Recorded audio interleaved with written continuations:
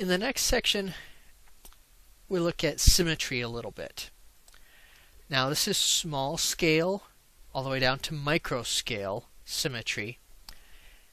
And we can use this to learn a little bit about the strain path, because symmetry that we can see at the tiny scale, the symmetry is going to be equal to or greater than the cause. So in this case, the cause is the strain path. So if we're seeing symmetry in the rock, there was some symmetry in the strain path. Up to as much as we see in the grains and the orientations, or less in the strain path. So we're putting a maximum limit on how symmetrical the strain was. The effect is the actual shape of the grains and crystals and structures that we see. So like when we were looking at those sigma and delta type tails, we could see symmetry. You know, the tail on the left and the tail on the right were very similar to each other. This was, a two-direction. You could set something down in the middle and say, hey, it's matching on either side. So we know that there was a maximum symmetry in the cause, the strain path, and you think about two planes shearing past each other, and yeah, you could throw one mirror plane in there and that's it. Now, going much beyond this really basic description of, hey, if something has, visually we can see now it has symmetry in this, one direction, then our strain path, it was only symmetrical in one direction, or if it was symmetrical in three directions, then our strain path was symmetrical in up to three directions. That's as far as we go here. If you really want to look at symmetry, take mineralogy. Great class. They have time and focus on symmetry. Symmetry in mineral crystals and growth. And that applies, what you learn there can apply and explain symmetry so that then you could use it in structural geology and understand mirror planes and symmetry and everything like that without me taking 3 weeks to explain it right now.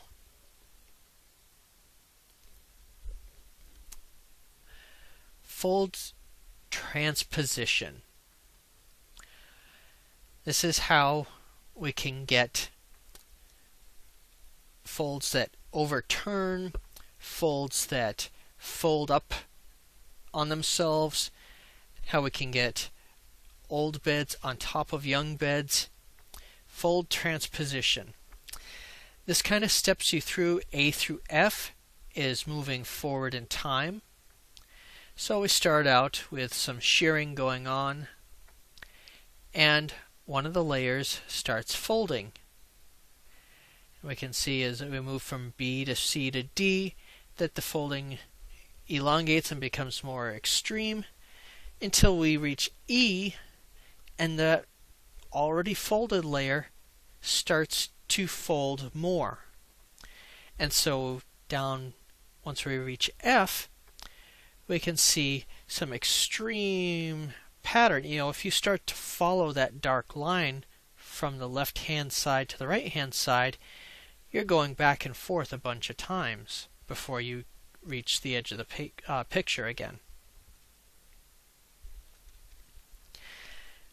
In a photograph of an actual road cut, seeing something like this, we get this kind of thing. We get these really cool looking dramatic folds in rock, and honestly it's pretty amazing because we see it up here at the surface. It's rigid solid rock, and to think that, hey, this used to be kilometers underground where it was under such high pressure and high temperatures that the rock could bend and fold and move and flow plastically like this is incredible. I mean, the forces involved were immense. Here you can see it on smaller scale. Sometimes, it can end up really, really pretty. Almost looks like somebody smearing paint across the rock, except it is the rock.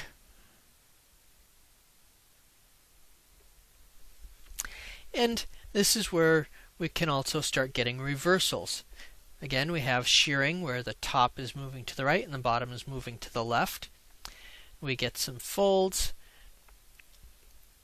And if it keeps shearing, now down at the bottom at time 4, our younger rock is underneath that fold. Our older rock is above it. So, we look at the rock that's above the dark layer, and it's still above it and kind of to the right. Now it's just to the right of it, and down here in 4 it's below it. So we've got a reversal going on due to the folding.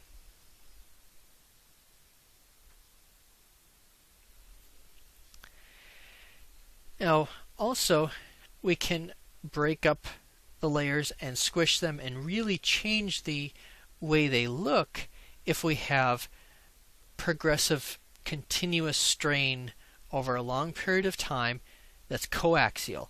So this is not shearing. This is just compression from the sides. And we have elongation of these folds until eventually the layers can start to break apart and get pieces of them isolated. But you can see here this dotted line is the enveloping surface. It right between these middle 2 layers here, touching the peaks of these hinges here. And in image B, even though it's compressed a bunch more and stretched vertically, that enveloping surface is still falling right between those 2 layers. And even until we get so compressed horizontally and so stretched vertically that the layers are extending and breaking apart, that enveloping surface is still effectively separating those 2 layers. So a little tiny bit of overlap in this drawing, but effectively that enveloping surface stays an enveloping surface. It separates them. The 2 layers do not start overlapping unless there's shearing. So this is true coaxial strain. This lets us know, hey, was our strain coaxial or not? If we can't follow this enveloping surface to separate these individual layers, then we know there was shearing going on and it was not coaxial strain. If, on the other hand, we can see an enveloping surface like this, there was coaxial strain. And again, understanding the strain lets us understand the stress field, and that's useful.